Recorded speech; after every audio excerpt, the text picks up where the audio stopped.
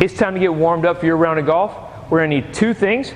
I've got a golf club here, and I've got a mini band. If you saw us out at a golf tournament, you already have one of these. If you haven't seen us at a golf tournament, you need to get one of these, okay? It's one of the greatest things I've ever used to warm up a golfer, okay? So, first thing we wanna do, I've got a golf club. We're gonna work on hinging the hips, which is going to do a couple things for us. One of the biggest is probably take a little pressure off your low back, which I don't know about you, but I've met a couple golfers over my years, and they all seem to have that as one of their main issues, right? So what I'm going to do, and I'm going to suggest if you're using a driver or iron or something of that nature, turn the club over, put the handle on the ground. It's going to be a little bit more stable than a nice big rounded head of a driver, where I don't want that to slip out from underneath you and you to get hurt by falling to the ground. So make sure you turn the club over, put the handle on the ground out in front of you, just like I have here. Now, I've got my feet about shoulder width, maybe a little bit wider apart. I'm going to put a slight bend in my knees. From here, both hands are on top of the club. I'm going to push my hands that way, and at the same time, I'm going to push my butt that way. So remember, slight bend in the knees. I'm going to push them in opposite directions, right? So I'm getting a stretch under the arm here, a little low back, getting a little in the hamstrings here. From here, I want to stand back up, squeeze in the glutes. So I'm going to reverse that action. Push them away, and then stand up, squeeze in the glutes. As you do this, right, as I push it away, pull it back, I want to do one other thing.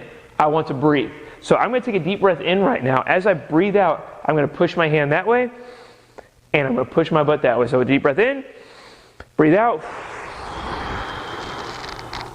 stand up, squeeze in the butt. Do it again. Deep breath in, deep breath out. You're going to do about 8 reps. The breathing allows your body to relax and allows you to get in there a little bit more. So definitely use that as a way to get more out of it. And you can basically use it with everything that we're going to do here. And I'll kind of tell you when we're doing each of those. The next exercise, and again, we're working on the glutes there by turning those on, which gives you more power, and I'm sure you're totally upset by that, right? The next one is the mini band lateral walk. All right, so this is going to go around the ankles, and if you don't have the balance to put it on like I just did, please make sure you sit down or hold on to something like a golf cart to get it around your ankles, because I don't want anybody getting hurt. From here, I want to get in my golf posture, knees bent, butt out, toes are straight forward. I'm going to take a step to my left, and then I'm going to take a step to my right. I'm going to go back and forth for 10 to 15 reps per side, all right? As I do this, I should be feeling the muscles right here in the glute medius, is what it's called, working, all right? You might feel a little bit down into the IT band because the glute medius is part of the IT band, okay? So what that's going to do is basically turn our glute medius into a wall, right? So instead of having sway or slide issues where we sway or slide depending on left or right-handed golfer, it's going to give us something, instead of having that, allowing that, it's going to then help us rotate our hips better. And I don't know about you, rotating the hips better, it's probably a good thing. Sway and slide causes you a loss of power. When the hips rotate better, increase in power.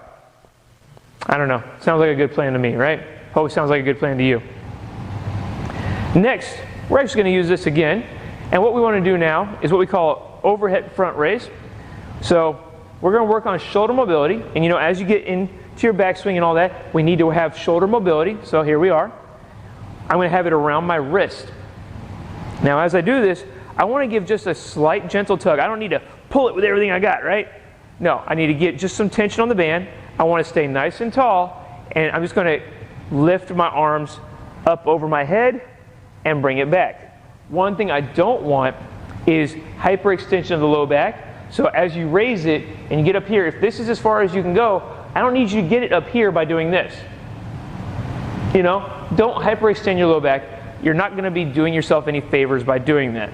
So put some tension on the band. And I told you we got to work on breathing, right? So what I'm going to do is I'm taking a deep breath in. As I raise up, I want to blow it out hard, which one thing that we just talked about, the hyperextension of the low back. If we breathe out hard, we tighten the core, which then helps us not hyperextend that low back. So deep breath in, deep breath out. and back. Deep breath in, deep breath out. Nice and tall, no hyperextension of the low back. I'm going to suggest 8 to 10 reps there. Take your time with it. We only have one more drill to do, and this is going to work on our separation of upper and lower body. We're going to need that handy dandy golf club again, making sure that we put the handle into the ground, not the driver head where we're going to end up slipping and falling and all that kind of stuff. I've got the club in my right hand. I'm going to take a step back with my right foot, all my weight's on my left, right? I'm literally putting my weight on my left. So you see my right foot right now is on the toe. If I have my heel back here, now my weight shifted and it's on both feet. I don't have real control of my left. So whatever front foot we have, we want all the weight there because we're trying to work on that hip. If we're working on the other hip, well, then we'd now be doing something completely different and we wouldn't actually get separation, because most likely, and this happens whenever I have people warm up, is as they do this stuff, like everything twists and turns. When this hip or all the weight's on that front leg, now we've got the separation. So what I'm going to do is I'm going to put my other arm out in front. I'm not touching the club. I'm going to push the club forward at the same time. I'm going to open my arm. Again, if I was here, I'm not getting great range of motion in the hip. I'm keeping it all here. I'm going to take that deep breath in. I'm going to breathe out. And then I'm going to bring it back. We don't want anything moving in the lower body because we're separating the two, right? So deep breath in, deep breath out. Deep breath in, deep breath out. Opening it all up there, and then we're going to switch and do the same thing on the other side. One thing that I also didn't mention that'll help you with balance, find a spot in front of you. Pretend that's the golf ball. Stare at it the whole time, right? A lot of people have issues of balance. They're trying to, like, as they're doing this, they try to look. Don't worry about looking there. Look at your golf ball. Plus, you're going to get a little bit of neck mobility work out of this as well by doing that. So that's the 4 exercises. You got the hip hinge. You got the lateral walk with the band. We got the front raise with the band. And then we have the separation of upper and lower. Take your time with them. Get used to them. And that was 1 round. I actually suggest 2 to 3 rounds just to really get everything going. My pro golfers would do a lot more than that. So 2 to 3 rounds of that, and that can get you a really good start before you hit any balls, all right? Again, before you hit any balls, all right? Enjoy. Let us know what you think. If you have any questions, just let us know via email or the website, fulltorquefitness.com. Look forward to talking to you soon.